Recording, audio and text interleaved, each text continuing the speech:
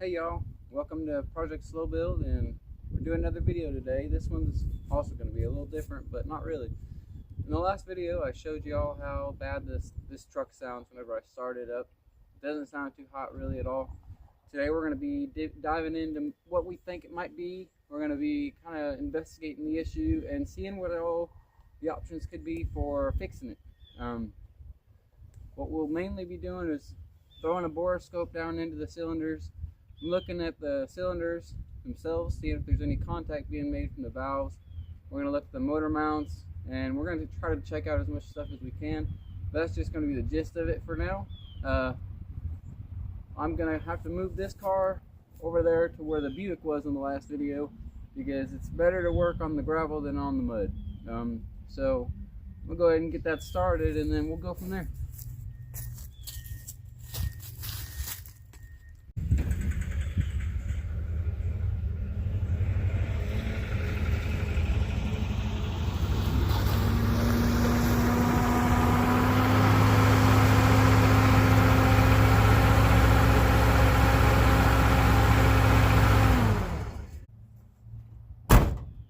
Damn.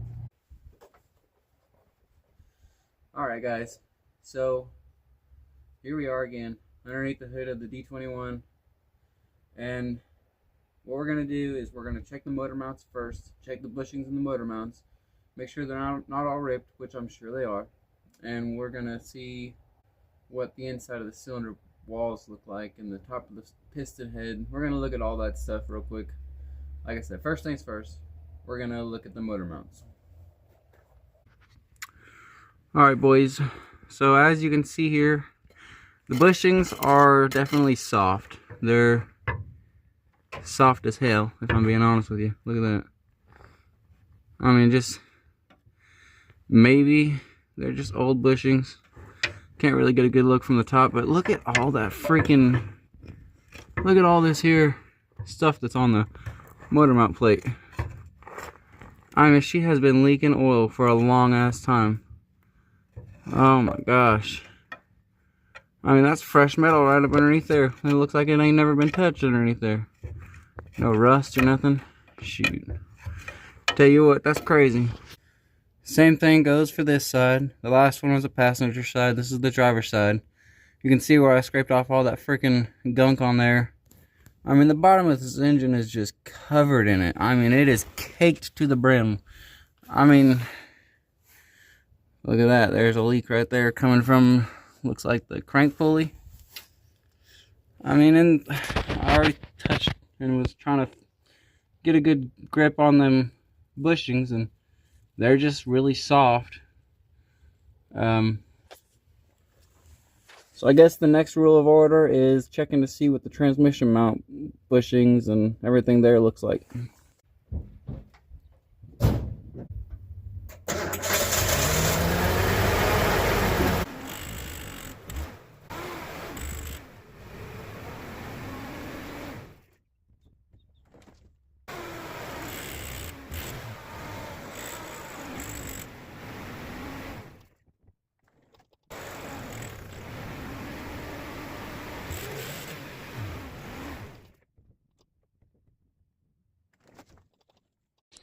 Oh, brother, this guy stinks! That was a bitch. So here's something beautiful. This is the transmission mount.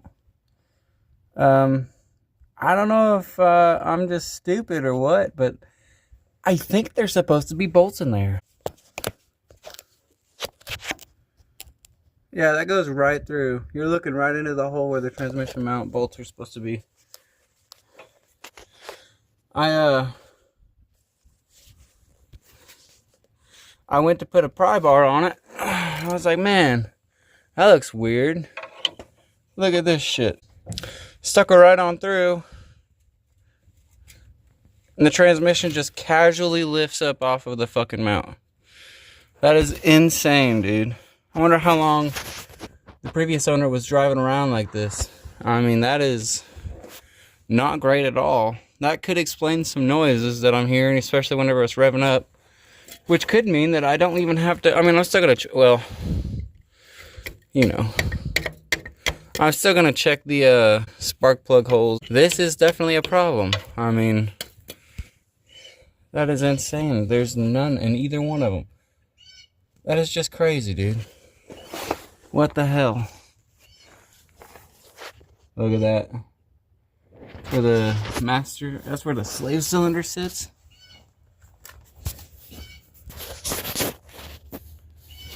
Peekaboo. That right there goes to show that it's good to diagnose shit yourself. There could have been a chance that I took this to a shop and they would have said, oh, you're going to need a whole new engine rebuild and you're going to need this and you're going to need that. They might not have even looked at the transmission. They probably would have rebuilt the entire engine and decided, well, now it's rebuilding, it's still making the noise, you might just need a new engine. I'm not going to say that's every single shop that's going to do that, but I am saying it's just better to just diagnose the stuff yourself and see at least what the problem is before you decide that you're going to take it to a shop. In the last video, I was talking about how I was going to take it to a shop if I can't figure it out myself. And, I mean, I was honestly about to just take it to a shop myself. That would have been just bad, you know? But, being as we're already here, I might just get some bolts from the hardware store and throw them in there and see what it looks like or sounds like afterwards. But, I'm going to go ahead and go grab some bolts from the hardware store and hopefully grab the right ones. Put them in this transmission here and see what it sounds like afterwards. If it still is making that noise, I'm going to keep on investigating the engine, because I'll bet you that it's still got some noises coming from the engine. But that knocking sound, I mean, that's probably what I just found. So we're going to go to the hardware store and we're going to see what we can find. Alright boys, so we just got out of Ace Hardware and they have some bolts that are exactly what I'm looking for, because the way how I'm understanding it, there's threads up into the actual transmission case itself that's going to hold it up against the mount. So they're M10 1.25 class grade 10, but 8.8 they said was perfectly fine. So got some blue thread lock as well, because got to be thorough. Hope that it never happens again. And then I got a die set, or not a die, but a tap set. That way I know that the threads in the case itself are going to work out fine. So I'll catch you over there at the truck. So you know, whenever you go to the hardware store because you are needing some hardware, you looked online and the online was telling you the same thing in all the corners and crevices. And you're like, all right, I know exactly what I'm gonna get. And so you like go to the hardware store and you go in there, you tell them what you need. They're like, oh yeah, we got that. So I'm like feeling so confident that I'm gonna end up getting this along a lot faster than what I am. And so I get home with the hardware. I had bought a bolt and a washer with some thread lock and a chaser even. That way I knew for sure that the threads were gonna be okay in the case, because it's an aluminum case. And I got up underneath here and I'm looking in there and I got to stick the bolt right through, and that's exactly what happens. Is it goes right through. It doesn't even catch any threads at all. So I had bought the wrong size bolt. Spent like 28 bucks on all the stuff all together. I got some blue thread lock and then the chaser and then 2 bolts and 2 washers. So I take my receipt right back and they were pretty cool. I was able to find what I needed. This time I'm just not even going to rely on the threads in the case this time. I'm going to use a washer and a lock nut with some M12 bolts, because that M10 just was wallering around in there. I even went into my garage here and I grabbed an M12 and it fit amazingly in there. So here we are. We're going to go ahead and crawl up underneath there and get this in there, and afterwards we'll start the vehicle and see what see if it fixed our knocking issue. I'm hoping that it did, because I really don't want to do a whole lot to the engine other than reseals and stuff. But if I got to, I will, and we'll figure that out later on in the end of the video whenever I borescope the cylinder head and everything. But for right now, let's go ahead and get underneath there and get this in. Unfortunately, I won't be able to film it because it's so tight underneath there. If you could tell, whenever I filmed underneath there just a second ago, I probably cut out like 3 or 4 different sections because I was just repeating myself, trying to get the right angle, trying to do this, trying to do that, and it's just a struggle. I don't have a whole lot of daylight left already, so let's hurry up and get this started. Alright boys, bolts are in. I ugga-dugga the absolute piss out of them. they were kind of hard to catch on there because there's kind of a little lip right where the, like right after where the threads are supposed to be, there's like a piece of the transmission, like a, I don't know, like a, it was just a bitch.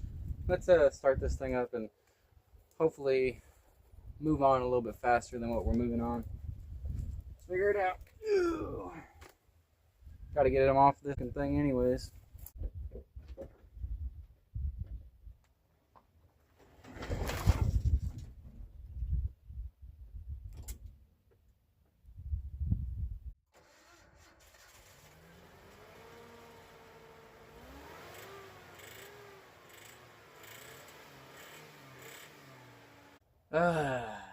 Looks like we're not quite out of the woods yet, but that's okay because I don't drive this car regularly. Next set of actions is going to be pulling the spark plugs, putting a borescope in them, and checking this thing out. Let me go grab the borescope and let's get that started because it's kind of late already in the day. I wasn't expecting to spend as much time on this video as probably what you guys are going to see.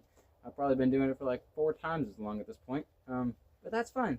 Let me grab the tools I need, get this intake pulled off, get a good look at the spark plugs. That way I can show you all something neat about it, and then start pulling them and borescoping them.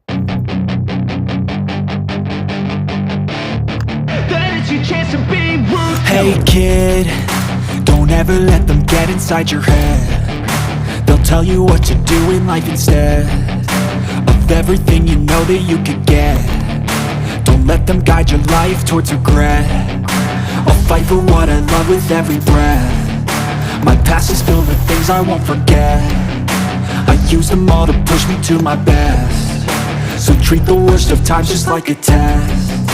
If only I could go back in time, I'd tell myself that everything will end up alright. Just push yourself, test yourself, figure out what you like, and find your limits, don't be rigid, always work towards a prime. Surround yourself with open minds, people can change your life. A few friends with intent can help you feel alive. Find a passion, take some action, and with a little time, just be patient, make a statement, try to enjoy your life. They'll try to kick you while you're down. They wanna rise up while you drown. They wanna fill your head with doubt. They're silently scared that you'll figure it out.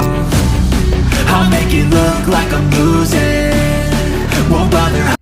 Okay guys, let me show you something pretty neat about these engines. This is a 4-cylinder, only a 4-cylinder obviously. But look, there's a spark plug wire here, here, and there. If you go to this other side though, there's also a spark plug wire here, here, here, and here.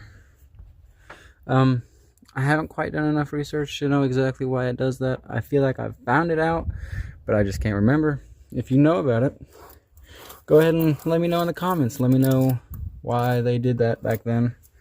And also, since I'm already this far in the video, go ahead and like and subscribe please, and if you like this video at least, and join me for the next one. So I'm going to go ahead and start pulling spark plugs out and getting the borescope out to be able to look down up in there and see if there's any damage being done to either one of the pistons, and we'll go from there, I guess. I have to remember where I'm pulling these spark plugs from. That one came out actually super easy, but don't want to lose nothing. Gotta be real gentle trying to get these out because I ain't trying to bust any spark plugs. I mean, I plan on replacing them, but not exactly immediately. This thing needs a lot of work though. I mean, like I said, I don't plan on ever letting it go, but every day I pop open the hood, I'm looking at everything. I mean, even just earlier whenever I seen all that freaking oil on the bottom of that sucker, it was insane. I was like, what the hell's going on, dude? But just part of owning projects. You find a problem and you fix it. No matter how long it takes, you just fix it. So we got this first one out. Look at that. That is just crusty. Also, I should check my gaps, but I don't know where my gap gauge is right now. So we might do that later, but maybe not in this video. I might just buy new spark plugs for it that are pre-gapped also. But also, even if you buy them pre-gapped, you're supposed to always make sure that, you know, it's at least up to specification, because who knows, in the shipping process they might have bumped it around a little bit and even knocked it off a hair's ass, and that's enough to throw out the gap, that's for sure. So I'm gonna go ahead and pull the other 3 on this side.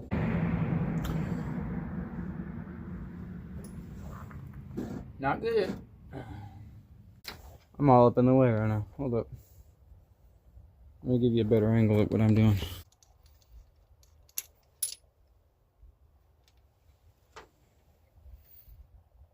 Yeah. That one smells like gas. So yeah, these spark plugs aren't great looking, that's for sure. But that's alright. That thing had oil in it. Not a good sign. Okay, let's go get the borescope. Let's go look at the inside of these cylinders together. Okay, shout out to my boss for letting me borrow his borescope. He's a Nate, you're a freaking gangster. Not literally, but you know, you're really helpful. I appreciate you. But he let me borrow his borescope, and I'll be giving it back to him here soon. We're gonna go ahead and take a good look at everything on the inside with this. Hopefully we don't find any piston damage at all. But I'm not gonna have hopes high after fixing that transmission mount and that knocking still being apparent. Let's get in there, I guess. But being able to borescope your engine is better than not being able to, even if it's with the cheap one. So I can appreciate it still. So I don't know if you can see this, but there is traces of oil on the top of this cylinder. So that could mean that I have a ring going bad, or I have a valve that's not fully closing. It's kind of hard to get in there with a cheap one, I guess, now that I say it. So that one definitely has oil on the top of the piston as well. So all while they do have oil on the top of the pistons, that does not mean that I am seeing damage to the top of them, which means that a valve hasn't dropped yet. That don't mean that it's not dropped on this one, because it's just that noise is just awful. Okay, well that's actually insane.